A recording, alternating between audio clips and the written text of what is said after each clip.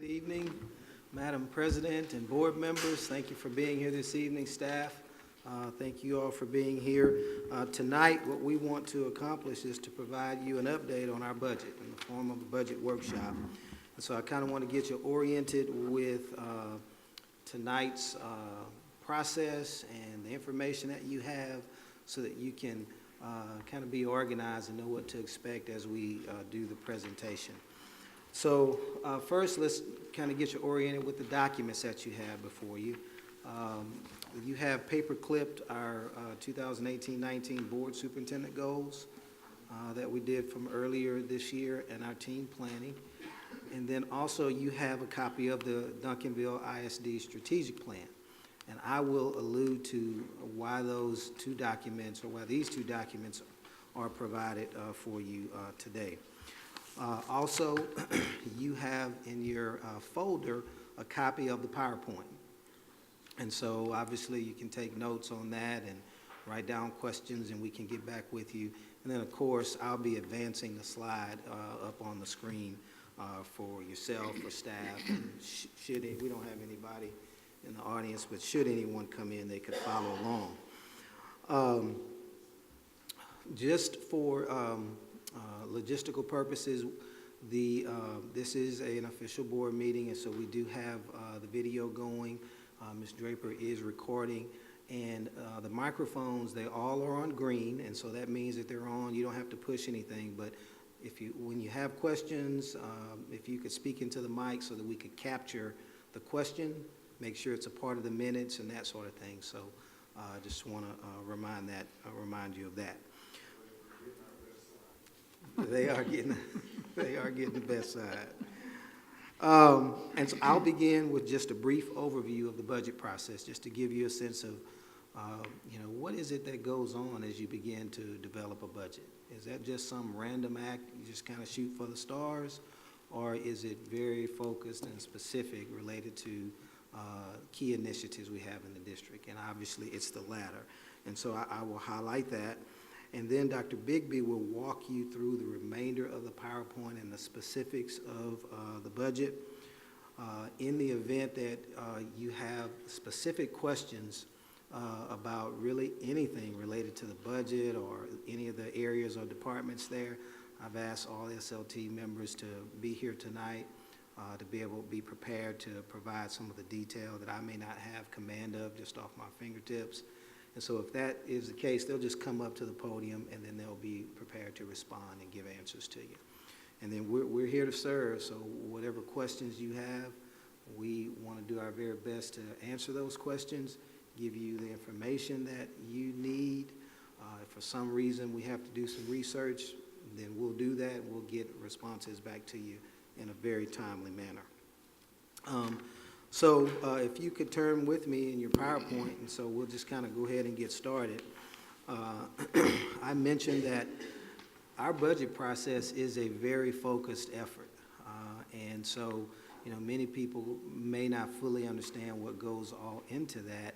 And so sometimes there are those that think it is this kind of random process where you kind of throw a lot of stars hoping to hit the target, throw a lot of arrows hoping to hit the target.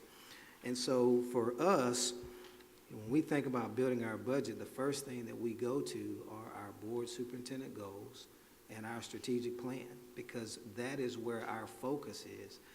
There are 100 million good ideas out there. And we can't do everything. So what we've done, you as a board and we as a district, we've come together and said, hey, of all the great things that are out there, these are our priorities.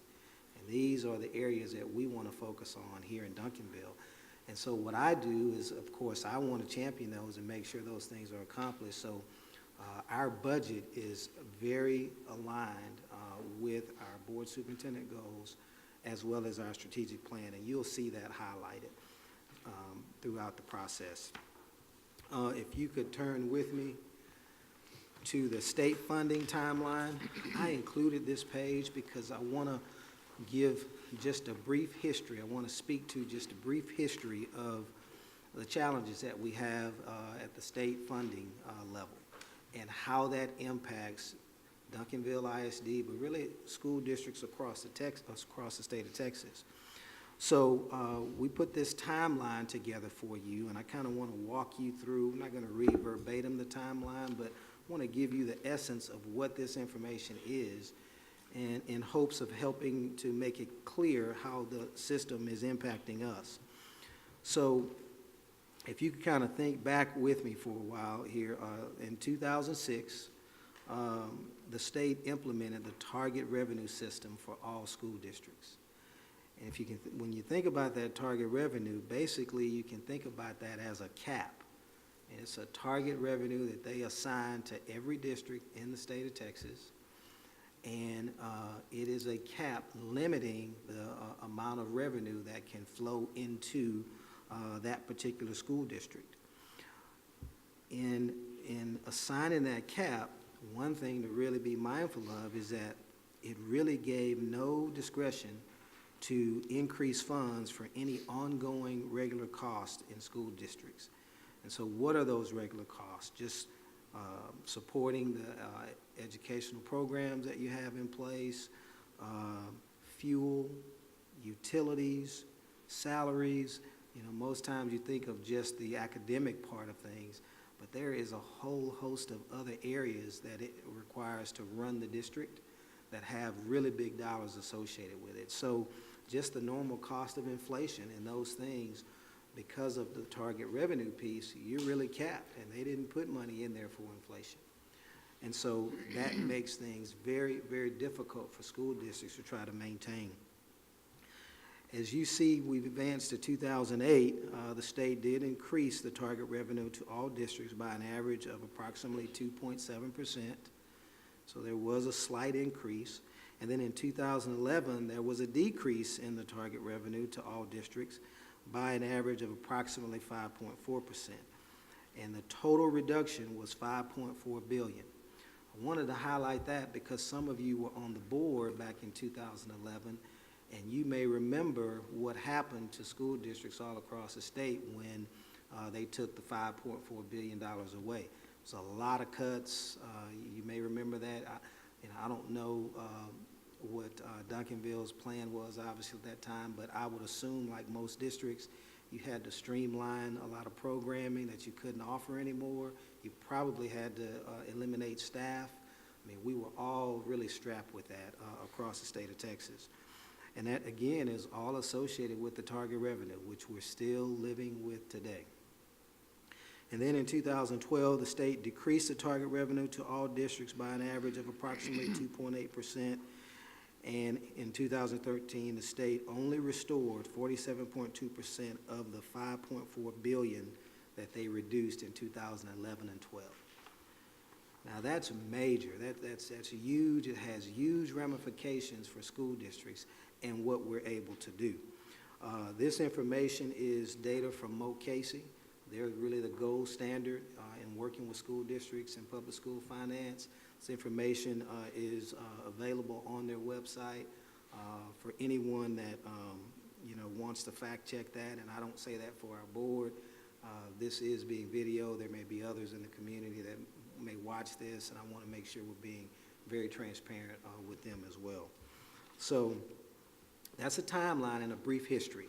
The next two slides really just highlight that information in a visual for you. It hopefully helps you to see what has happened over time. And so you see back in 2008, there was a 50-50 split in terms of the share for local funding of state schools. 50% of your local funding came from your local property taxes. 50% of your funding came from the state. Then about, looks like my math is right, about 9 years, 9 years, 2017, you see what happens. You see there's the state funding is at 42.7%. The local funding is at 57.3%. So again, you see the change there. And then you keep transitioning on to the right there. In the next 2 years, what they're projecting in 2019, you see the local funding there at 61%, state funding at 38%. And so really the whole point of that slide is to highlight for you the decrease in state funding over time in public education and what that means for school districts. The next slide really is the same data, just kind of demonstrated in a different way.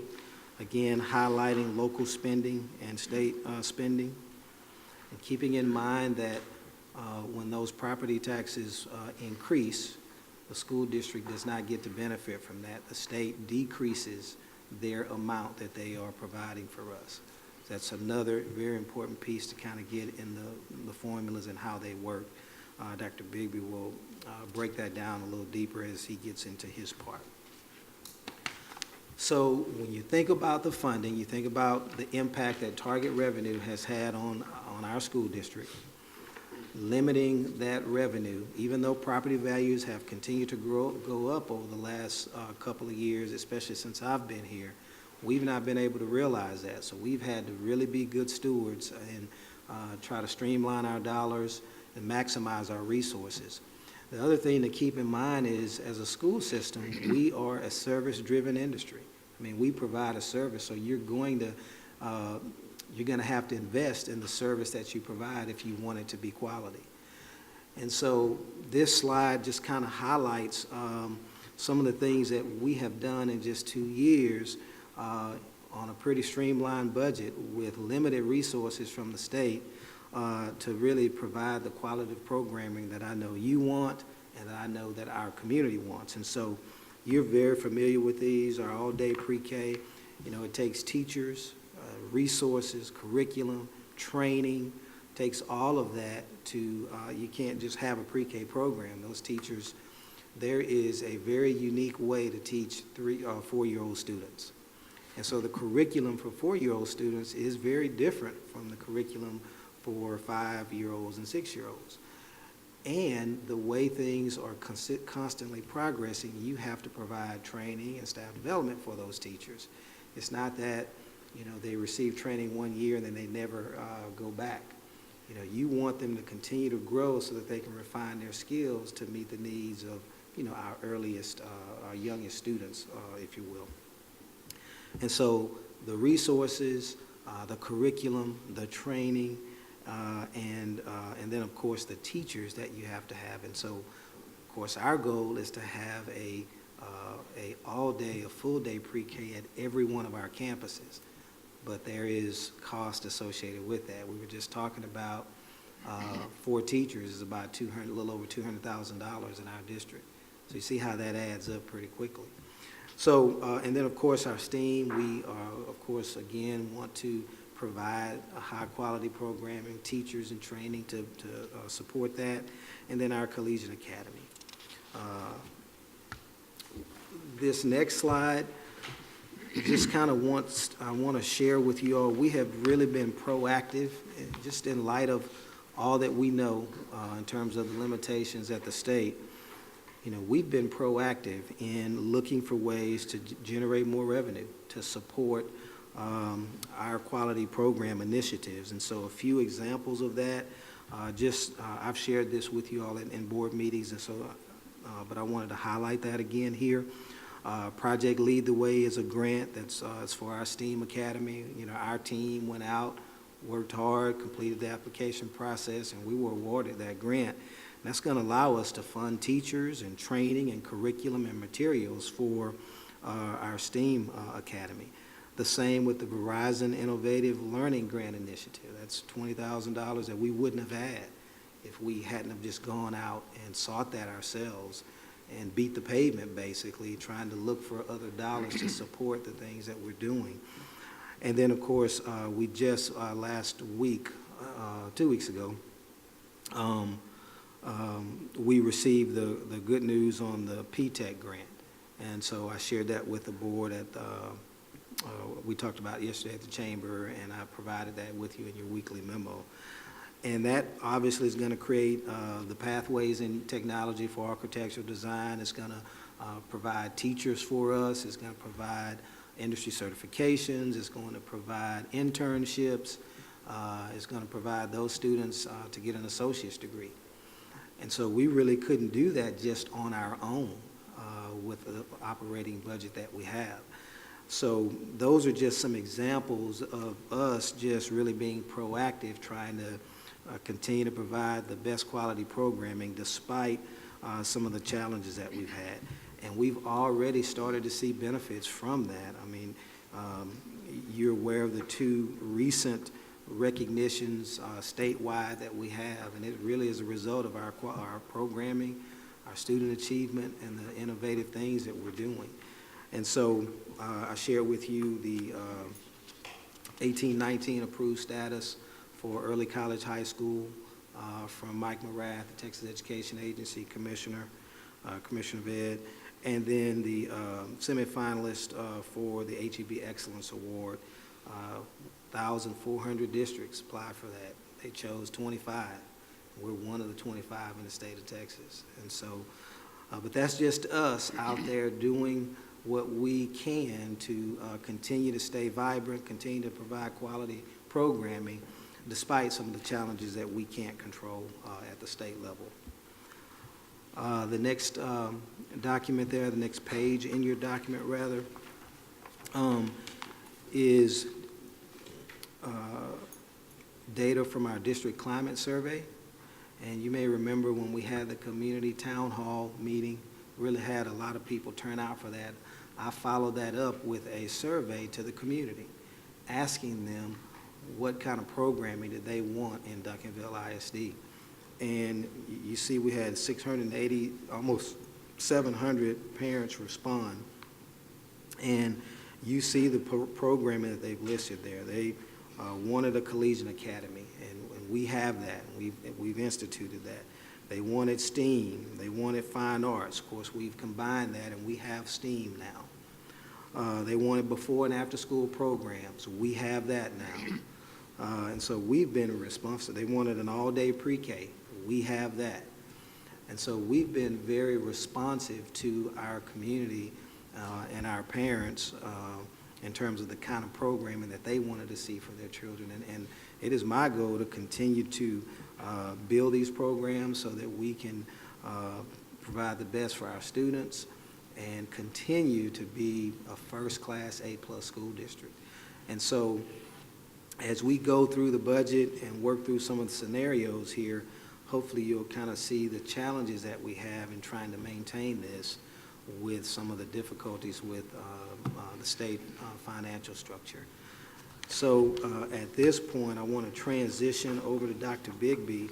If you could just kind of keep that in mind as we pick up now where we are in this current budget and where we're moving to, and then some another final piece in terms of what we're going to try to do to continue to provide what we all know we want here in Duncanville. So I'm going to pass it on over to Dr. Any questions before I pass it to Dr. Bigby? And we're good? Okay, thank you. Good evening. Appreciate the chance to talk to you about our budget. Some of this information you've seen before, but we felt like it would be good to bring you back up to speed since you see it once a month or whenever we see it, and we see it all day long, and sometimes we get lost in the shuffle with it. So hopefully we can clear some things up for you. On page 10, this is just a document that reflects how the 16-17 school year ended. You can see that there was $4 million that went into fund balance, and the current fund balance beginning this year in general operating was about 41.8% of this year's budget, or 5.5 months, which is, depending on what organization you talk to, it's a very healthy fund balance. TA recommends about 3 months. TASBO, who represent the business officials, so they're going to be a little more that way, recommend that the way ours works out to about 5 months. So either way, it's a very healthy fund balance that speaks well of you as a board and the district of how you've handled funds in the past that certainly haven't been squandering funds away. The next slide shows the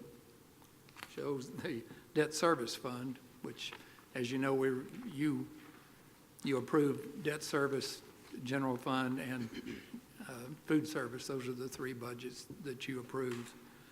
The debt service fund's in even better shape than the general operating, which is in awfully good shape. You can see you put like $1.6 million into fund balance, and it left about $13 million in fund balance at the end of 16-17, or 70% of what the debt service bill is this year. And that's about 8 months. There's no recommendation from TEA or anyone else about how much you keep in there, but that's extremely healthy. That's when you could pay 70% of the next year's debt service fund out of fund balance if you had to. So it's certainly very healthy. You look at the bottom, the revenue, you took in about $18.4 million, and $2.2 million came in from the state. That is shrunk. The state share, just like their state share of everything else, is shrunk. As the values go up, which they went up in 17-18, this year there's about $1 million in the budget from the state for debt service. The way we're projecting now, it's going to be about $600,000 for next year. So I'll be as politically correct as I can, but that's it certainly makes it difficult for a lot of districts. We're fortunate that you have been good stewards, and this money's put away. Not that you will have to use it, that you can still healthy enough to maintain the debt service, because you haven't got it in a situation where you're not going to be able to pay the debt service. So that's certainly an indication of good stewardship. Slide 12 basically takes these last two slides and puts them in a graph. You can see that 15-16 there was, can't tell you what took place. It did. There was some fund balance spent in that school year, but other than that, every year is stair-stepped up. The projection for the next year is always the same as the last year, but as you can see historically, we'll probably put some money into fund balance at the end of this school year. It's a little early to see, but it looks like we probably will. And the next slide is the debt service one. You can see that that's not. Oh, I went a little fast, didn't I? You can see that it stair steps up. There's no step down anywhere in it.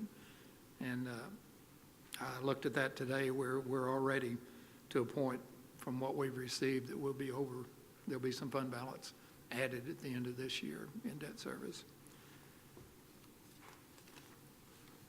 Please stop me if I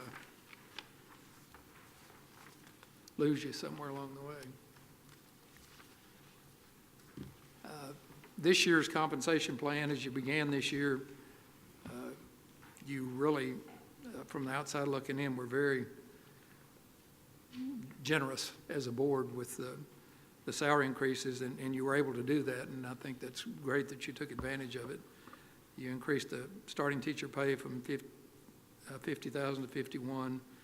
Existing teachers picked up $1,500. Everyone else had a 3% of midpoint increase. And then you increased the employer's contribution from $245 to $255 on insurance. We don't have the new insurance rates for next year. Those haven't come out from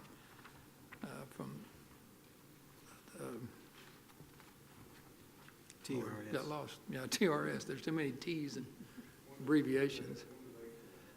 Usually we'll see them in May or June, but I'm sure we changed companies this year, and when you do that, you typically get a pretty good rate the first year, and then they're on a 2-year contract, so you don't see such a good rate in the second year. So I'm assuming that'll go up. They really give you a good price to get their foot in the door, and then once they're in there, they tend to not appreciate you as much. But you had an opportunity last year to do that, and I know the staff here is appreciative of what you did for them. Well, let's look forward a little bit. We've talked about in here, and I know you've heard over and over that funding's based, or our target revenue is based on ADA, or average daily attendance, not enrollment, but attendance. So the more ADA you have, the more your funding is. With our target revenue, each student's worth about $6,200 in average daily attendance, which is about $35 a day. for a student attending school here. You just work that off of the state funding because the tax money's coming whether they're here or not, but the state funding's based on whether they're here. So you don't think about that, but with 12,000 kids at $35 a day, that's a pretty good funding source. So that's why everybody wants to try to keep their attendance up, and some of the things you've done here to bring some very good students into the district, I think are a real plus. But we're not growing. We're pretty flat in enrollment. I haven't seen but we haven't got through the 5th 6 weeks yet. We'll do that again, and we keep a year to date so we know where we are as far as not only next year's funding, but how we're going to be funded this year. As you know, you set the budget, and we don't know for a year and 4 months really how it all settles out because of the ADA. So it's important to get it as close as you can, and that's why we monitor it every 6 weeks. You've seen this pie chart before, and shows that certainly our largest portion of the budget's dedicated to payroll.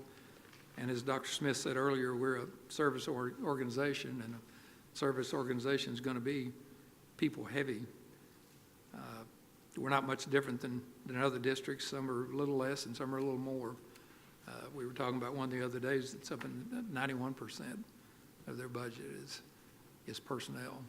That's what you meant at our last meeting about people intense organization. Yes, ma'am. Yeah, it's just what we provide takes a lot of people to do it. We don't provide a product. I have a question. Just looking at these numbers, the average daily attendance versus enrollment. Yes, sir. Historically, do we know what the state average is, percentage? I don't have it off the top of my head, but we're pretty close to what it's been since I've been doing it for the last 20 years or so. It hasn't changed much. Some of the districts are a little better than that, and some are worse. But really depends on your secondary schools. Elementary enrollment or attendance is usually very good, and it kind of tails off as you get into secondary schools. I just did a quick calculation, if my numbers are right. 700 kids a day you get at costs us about $857,500 a year. Yes, sir. in state aid. It would seem to me to do us to try to figure out a way to get those kids to come to school. If we had to pay them like some districts are doing, or whatever, something to offset that. That's what they plus. Well, that's pretty close to working it in your head. I've sat down and did that. It's okay, I have a calculator. No. Well, take credit for it. Because I went back and figured it, if we just had a 1% increase in attendance, it's about $900,000. So We do have these discussions with our principals. Matter of fact, at one of our more recent principals meetings, we talked about that very data point where we showed them the impact of their attendance, impact it has on the budget. And so they're very aware of it. They are working pretty hard to increase that attendance. They have different incentives. We monitor that. I get a report from the chiefs in their report to me where they are highlighting the different attendance for each of the campuses. And so we benchmark it. They know we monitor it. And actually, at the elementary campuses, we're really doing fairly well. It's that high school that is just difficult, but that's not unique to us. That's just what it is in general. Do we still give the monetary awards for perfect attendance to seniors, or I think it used to be $50 for perfect attendance? Do we do that? No, we haven't done that since I've been here. Yeah. Got one question. Yes, sir. The second biggest percentage in this is the consultants. Give me some. Well, we pay Consultants. we pay a lot of. Give me some examples of what do you mean by consultants? Well, Edgenuity, we pay out of it. It's either contracted service. It's not just consultants. It's contracted. Probably should have. It says consultants. Well, Give us some names. it was too short. Edgenuity that Okay. we use. Proximity Learning Okay. is paid out of that. probably $700,000 out of those. A lot of, any of the things that we get from someone else, the mechanics, we send something out to have it fixed, Xerox, that maintenance contracts that we have through Xerox are all 6,200. Yeah, the title's about 4 words long, and there wasn't quite room to put it all in there. But it probably would say better if that was said in contracted services. I think of consultants, I think of people coming Right. in to tell us how to do our Yeah. stuff. And some of that is there, but very little of it's spent that way. Most of it's just someone providing us with a service. The appraisal district that does all of our tax work, that's considered a contracted service. So those are some of the big dollar pieces. Anything else on that? We talked about this some. Dr. Smith talked about it a little, of the unfunded mandates that we have in the state, and this is just a quick list. This is a book that TASA put out in 2015. This contains all the unfunded state mandates that the legislature's put on us. If you'd like some real light reading, you can take that. But this whole thing is full of things, and a lot of them that you don't even think about, that don't just take our money, but they take our productivity away. That we're tying people up doing some things that are really, from our standpoint, they're not educationally sound things for our kids. So, and they just keep coming. I noticed the governor's tax plan is to reduce, I'm politicking now, but reduce the unfunded mandates on cities and counties, but it didn't mention school districts. And hopefully that was just a Freudian slip, but I'm just saying PAMS is unfunded. I didn't realize PAMS was No. unfunded. no funding for the technology or the people, All or, of that. and they dictated what technology we use to do that with. Wow, and you have to use it. Yes, ma'am. You have You to do. use it. It's not an option. Wow. Yep, it's, and not much you can do about it. If the law says you have to do those things, you have to do them. But there is a litany of those things that the state's handed down to us. Dr. Smith talked about this some when he was talking about the timeline of 2006, when they came up with the target revenue system, which amazingly enough, of the 1,200 regular school districts in Texas, virtually every one has a different target revenue, because they took whatever you were spending, not your revenue, but what you actually spent in the year before, and that's what they based your target revenue on. If you had gone out and bought a lot of things during the school year before, then you were funded much higher than someone that had been ultra-conservative the year before. No rhyme or reason of why that came about. There was no two-year averaging. There was no looking back. It was just off of that one year. And it's been to the Supreme Court. It was challenged in the Supreme Court, and they said it was constitutional. I don't quite understand how that's equitable, but I don't get to make those decisions. But that system is what we're still living with now, with no means to do anything different with it. I'm not read through those again. We've seen those. One ironic piece is the last one, the transportation allotment in 1984 was pathetic, and it hasn't been changed since then. It doesn't come anywhere near covering. I actually haven't compared the one here, but in most districts it funds maybe a fourth to a third of your expenses for transportation. In '84, we had lots of kids at the high school who drove their own cars, and, I mean, '84. Nothing since then has changed. We need to hire some lobbyists. Well, Never mind, I didn't say that. if you turn that camera off, I'll tell you what.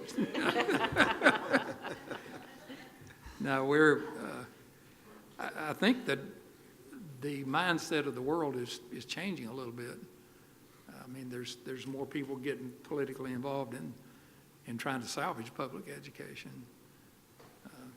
I guess we could go talk to the Hokies and see if it's working for them yet, but certainly not advocating a strike, but certainly advocating people speaking up for public ed, particularly non-school district people. They just consider we're whining when we do that, but there's a lot of power in a bunch of mamas. I've seen it at the Capitol. This is an aside, but it's a great story. I was there when Lieutenant Governor Ratliff had written a consolidation bill that was going to close down a lot of small schools.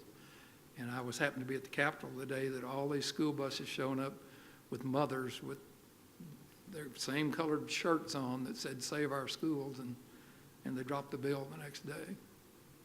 There's a lot of power if we can get the street level bureaucrat involved. Anyway, I'll quit preaching and move on. As we look forward to next year's funding, I met with the appraisal district, and their initial assumption was our values would probably go up somewhere around 8.5% or a little more this year. So we plugged in the formulas using 8.5%. That's certainly going to vary once we get the actual numbers. So this compares the tax revenue and state revenue that we have for this year and what it's going to look like at 8.5% value, actually dropping our ADA a little bit because that's the way it's projecting right now, that it's going to be a little smaller. But as you can see, that as we move into the next year, we're going to have somewhere around $450,000 more than we had for the year last year. And as we talk about costs, that just doesn't do much for you. And that's what you talked about in the last board meeting. Yes, ma'am. That's what I thought. Yeah, and I plugged them into the template over and over, thinking surely there was something wrong with that, but that's because of the way the state stays a year behind with their tax values, it's caught up. And the lucky thing is we're not losing value. If we were losing value, I ran numbers just to know myself, and if we would have lost 2% in value instead of gaining 8.5%, we would have been $3.5 million short. So the only salvation for us right now, and it's the burden on the local taxpayer, which is exactly how it's shifting that funding, is the values increasing. Another way to think about this is if we were to take a snapshot of where we are right now, the staffing that we have, our compensation plan, the raise that we were given this year, if we take a snapshot of that and just roll that over into 18-19, this is what our balance would be. So that's nothing additional. That's no additional raises for this year. That's nothing. So that's an important piece to kind of think about in terms of what this means.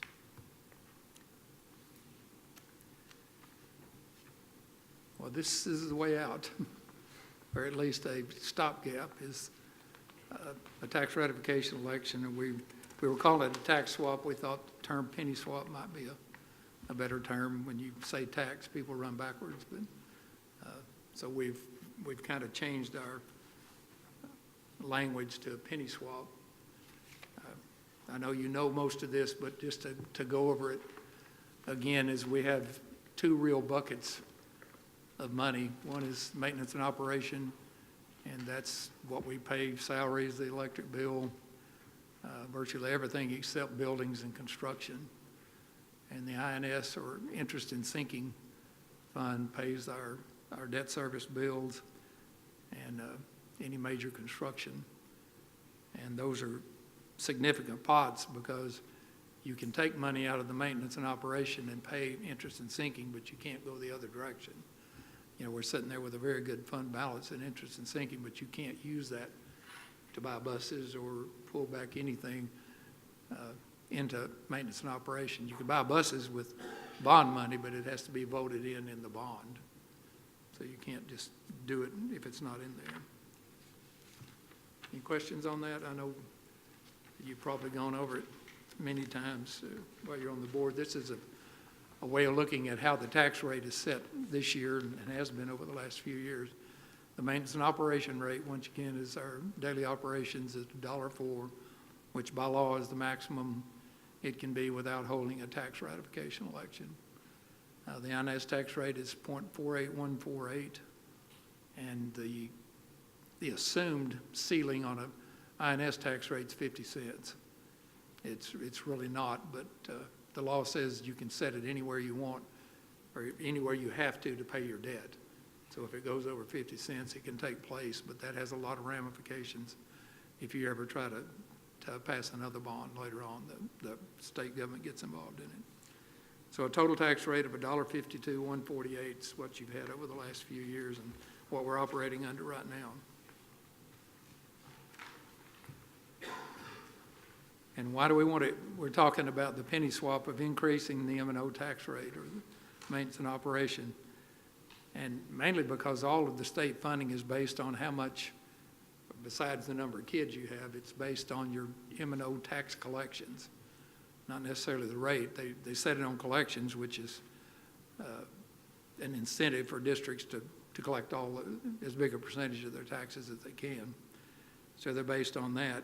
And the more revenue you pick up is certainly more funding for the students. And the way we've looked through this is if a tax swap was in place next year, then we'd pick up about $5 million more in funding, and without changing the total tax rate.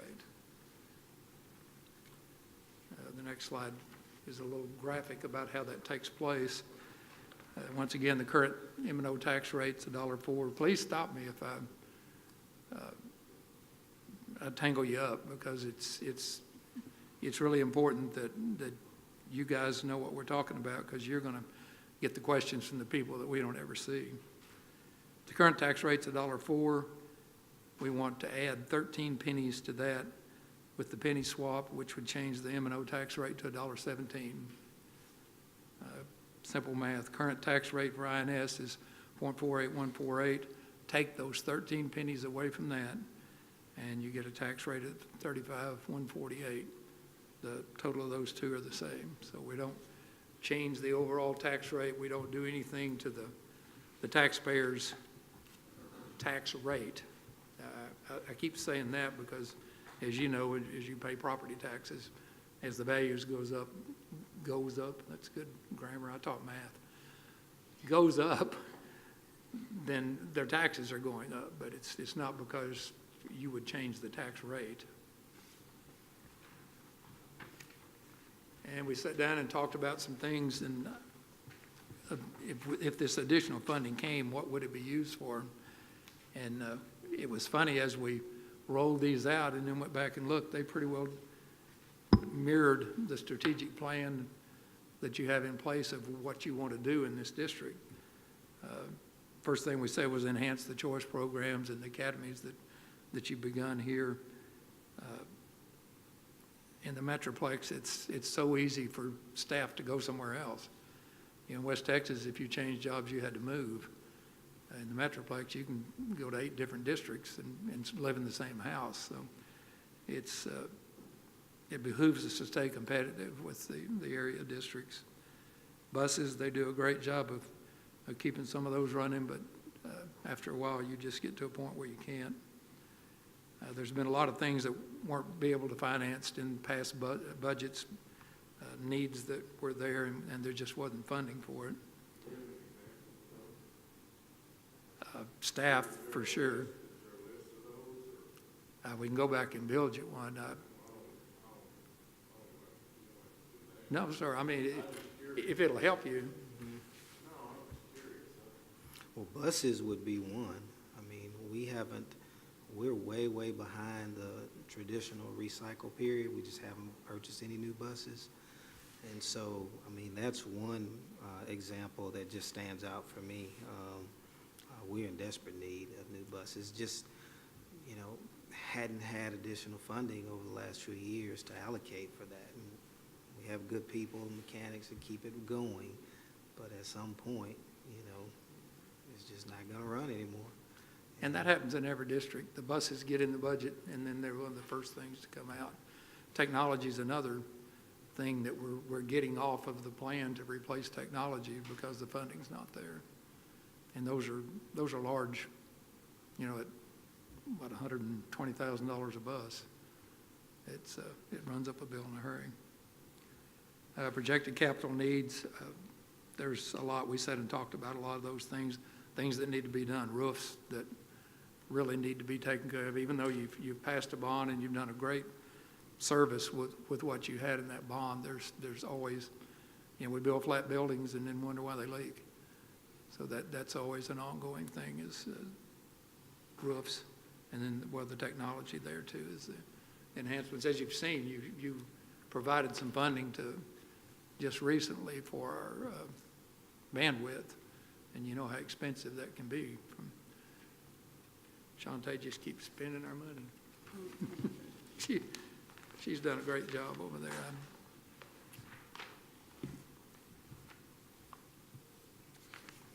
And once again, here's the book. If anybody wants a copy of it, of the unfunded mandates, there's a few more listed there. One interesting thing, and I've been doing this for a long time, and it never really dawned on me how the state was getting to us on salary. But as you know, or you may not know, that the state has a minimum teacher salary schedule. They actually have 4 minimum salary schedules, one for teachers, nurses, counselors, and diagnosticians. And it sets that says you have to pay the minimum. Well, the minimum starting salary in Texas is about $22,000. No. And oddly enough, there's some districts that actually pay that. But what the state has chosen to do is they contribute 6% for all of our employees to the TRS from the state level. Well, if you pay above state minimum, then the district funds the difference. We pay the 6%. So if a teacher's making $50,000 and the minimum's 20, then that $32,000, we have to put in 6%, the state share of funding for the retirement system. The employee puts in their share, and we pay the state share for anything above that. And I always wonder, why have they not changed that minimum salary schedule in a while? Well, it's because we're picking up the bill for TRS. If they move that up, then they're going to be paying a larger share of the employee's retirement pension. So. Did you say that one? Never mind, I'll watch the. No, I'd be happy to. What about the 6%? Just say it one more time. Okay, the state, the retirement system is funded partially by the state and partially by the employee. I think you know that. And the state's share is, I believe it's 6% now. And the employees is higher than that now. But they only pay that 6% on the minimum teacher side. There's a 20-step. 6% of the 22. Right. Yeah, there's 20 steps. It does go up. So if we've got a 20-year teacher, they're on a different level, but it only goes up to like 26,000. So the difference between what we pay them, you as a district pay that state share on the difference. So if you're paying a $50,000 teacher, which is 51's the beginning salary, then you're paying TRS on a bigger portion of that salary than the state is. Okay. Now, some of us, Dr. Smith, most administrators that we used to be on pay schedules, but we're not anymore. It's just the ones that are on pay schedule. If you're not on a pay schedule, they pay it all, which is, I'm surprised they haven't done anything to change that. But as long as I've been dealing with this, it dawned on me the other night that, wait a minute, they are really getting to us on that. Sure, I should have thought about it a long time ago, but that's another side I tend to preach every once in a while. We talked about this last time. We asked everyone to bring special budget requests, which most people do every year when you budget. And these were the numbers that we came up. And most of the items that they gave us were what they considered needs, not just a want.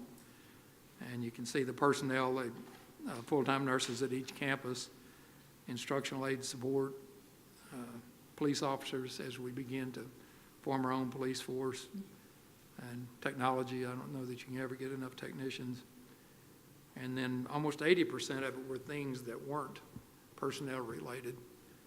And buses was a big part, roof, a forklift. You can see that a lot of different things that as people walk through our district, and you've probably seen those things too, gosh, we need to do something with that. So it's quite a lot, knowing that, and they're knowing that we couldn't possibly fund it all in one year. We couldn't even do it if the TRE passed. We would that would have to be phased in over the years, but at least we could begin working on it and bring it, prioritizing that list. Historically, the penny swaps, I've got to keep thinking of that instead of the word tax also. There's been 108 of those since 2012, almost 90, or over 95% have passed. Only 5 have failed, and I think they probably failed because of communication, that it just,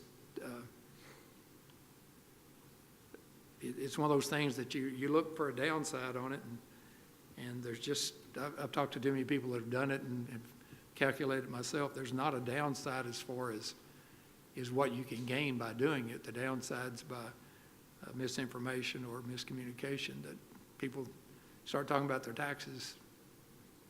They're a little jittery, as I am. We all are. But most people, including some of our very close neighbors, have passed these. And so historically, it looks good. I know DeSoto did. DeSoto has passed one, and I know Lancaster and Cedar Hill are in the process of doing one now. But recently, DeSoto is the one that I'm most aware of that passed. It was No, overwhelming. it's like 8 to 1, 4. That one was.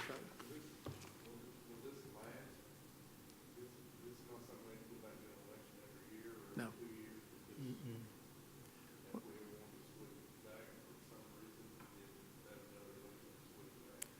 By law, if you want to change your M&O rate, you have to. Of course, the answer to that is just lower your INS rate. And because you don't have to go any kind of election to do that and pay more of your INS out of M&O.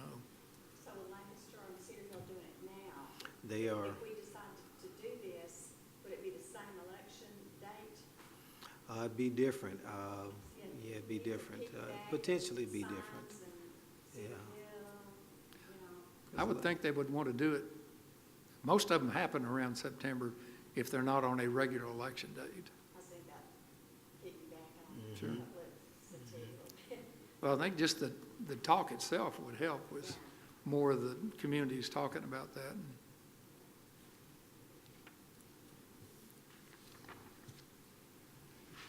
This is kind of what it looks like. The first two are on the slide that I showed you earlier, where we would gain $457,000 next year. With the TRE, the way it works, and if you do the math on those, none of it works out. We had about 15 lines in there to try to explain all of that, but with your additional M&O tax money, you have to pay the part of debt service that you lost by taking 13 cents away from them. So when you raise that extra tax money, you have to go back and, because you've reduced it 13 cents, you've lost some money to pay your debt service. So you pull that back out of your M&O, which is by law allowed.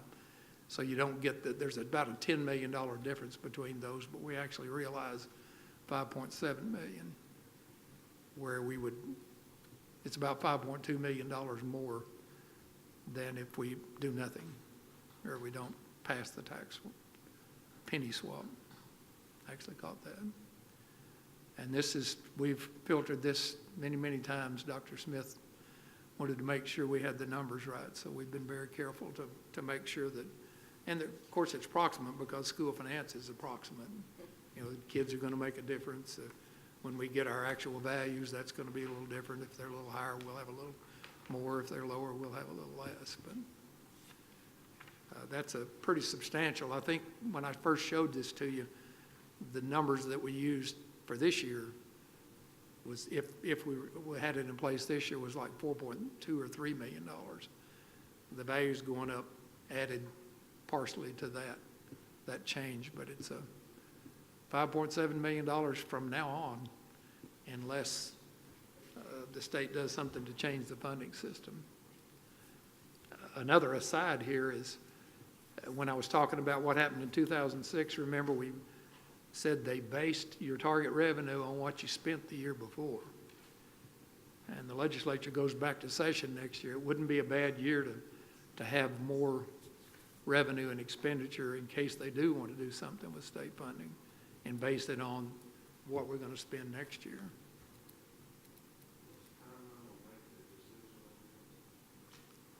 So we're going to bring a resolution to you all at the next board meeting.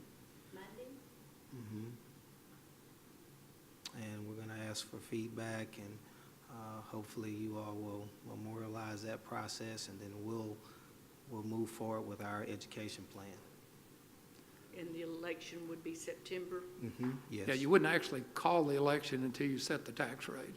Oh, When you set the tax rate in the first part of June, you call it, but it automatically triggers ratification election anyway because you've set the M&O tax rate above $1.04. But you'll have an order of election just like you would for a board election in those, but it won't take place until the tax rate's set. And because of the dates, and I think, well, we've got a timeline in here, but the way the dates work, if we set it any earlier than that, then we'd have to have the election before we start school. And we really felt like it would be better. You can basically choose any date you want as long as it's not within 30 days of a general election date. And most people do them not on the general election date because the ones they want voting on that are the ones that just come to vote for that. So are Cedar Hill and Lancaster getting ready to vote on it, like May-ish? No, I think they're where we are. They're in the discussion Okay, phase okay. and the planning phase. I think their intent is to move in that direction. Same thing as we are. Mhm. Okay, that's what I wanted to know. Yeah, I think part of our thought on this is to pick up your endorsement before we started anything with the public. We didn't want the public thinking we were out there being rebels and it hadn't been through the board. You'll approve a resolution, but you don't call the election until June. So you can always not call it if you choose not to.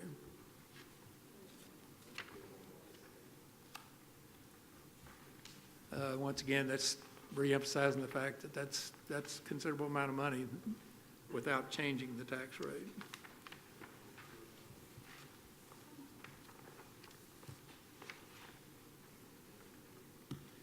Here's the dates that I was talking about. Somewhere around April 25th, we'll get the first preliminary estimate of values, or it's a certified estimate. So we'll have a pretty good idea of where our funding's actually going to be. It's not going to vary a whole lot from that, I don't think.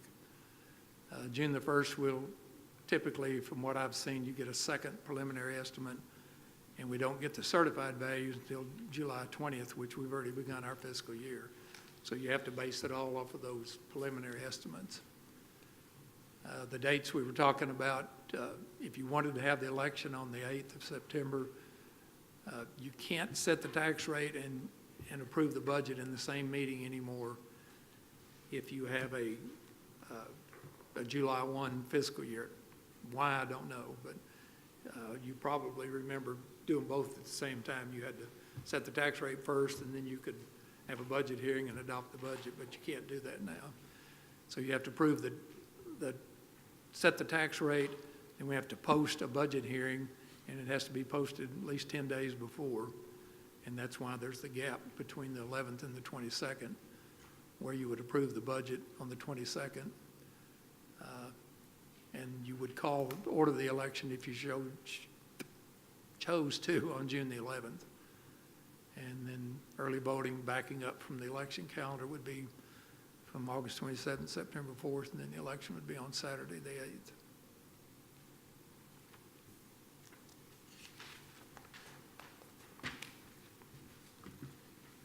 Communication plan, we've done a lot of discussion with Tierra and about how to move forward with this and where we do. And probably the key to it is the ballot language is pretty well set for us. We can't go in there and try to finesse that. It's really a yes, no, and it's whether they approve the new tax rate. It doesn't say anything about us getting more funding. It just says, do you approve the tax rate set by the school board? And they either vote yes or no. And simple majority rules. Communicate this to people through the website, whatever means that we could possibly do it without influencing or trying to influence.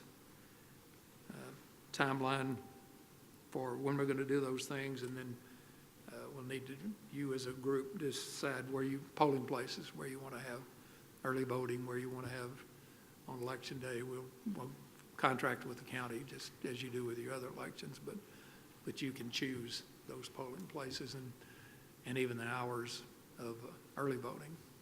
Most people will leave them open late a night or two during early voting, so people that work can easily go early vote, but you'll determine that. And staff can promote, the board doesn't promote, but we can answer questions. Is that correct? You can answer questions, Yes. you can educate and provide information. Okay, yeah, okay. Uh-huh. We just, But there's that fine line that we can advocate yeah. for. Now, the rest of us, other than the superintendent's the superintendent 24 hours a day, but I'm not.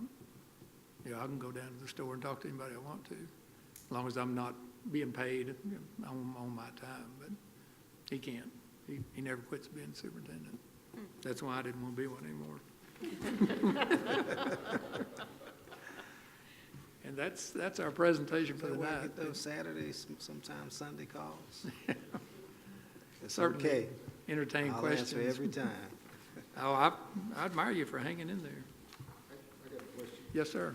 Maybe I missed it. Well, why is it 13 cents? I mean, why is it not more or less or? $1.17 by statute is as high as we can go on M&O. So, you know, the higher we go with it, the more funding, extra funding we pick up. So that's the limit, is where you go That's to. what I thought I. I don't know that we ever said that. So. It's funny that 13 is the number that the legislature chose to cap that at.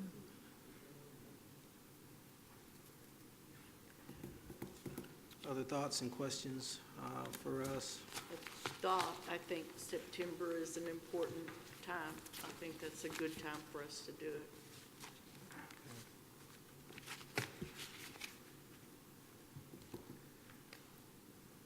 Well, everybody's happier in September than if you have one in May, especially school people. You never do a survey in May at schools. You always do it in September. Parents are usually pretty happy then too. Yeah, they finally got the kids out of the house. So. Other thoughts or questions for us? So, you know, so our next steps, we'll continue to analyze our data, continue to track how everything is trending and monitoring all the numbers. We'll continue to be proactive in kind of developing our preliminary, what we might call our draft education documents. We have a few drafts in place now. We'll continue to get those done. Once the board gives us the permission, really unofficial permission to move forward on Monday, we're prepared and ready pretty aggressively to get those documents going and finalize them. And so we'll start our education process.